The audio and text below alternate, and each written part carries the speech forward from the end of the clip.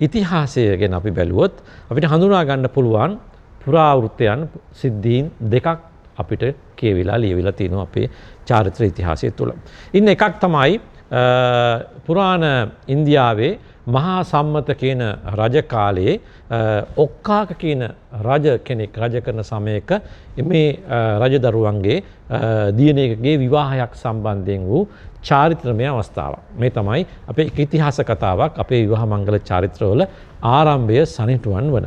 ඒ වගේම තවත් අවස්ථාවක තව තැනක කියවෙනවා අපි මේ ස්තෝත්‍ර කවි ගායනාවල සිදුහත් කුමාරයාගේ සහ ඒ වගේම යසෝදරා කුමරියගේ විවාහ මංගල්‍යය පැවතුණු විදිය හා පෝරුව හා චාරිත්‍ර වාරිත්‍ර පැවතුණු විදි ගැනත් ආරම්භ කතාවක් විදියට සැලකෙනවා. කොහොම නමුත් මේ කතා දෙකම අපේ ඉතිහාස අපේ කවිවල භාවිතා කරන ස්තෝත්‍ර ගායනාවල පෝරුව මංගල චාරිත්‍රවල ඉතිහාසයේ විදියට සනිටුවන් වෙලා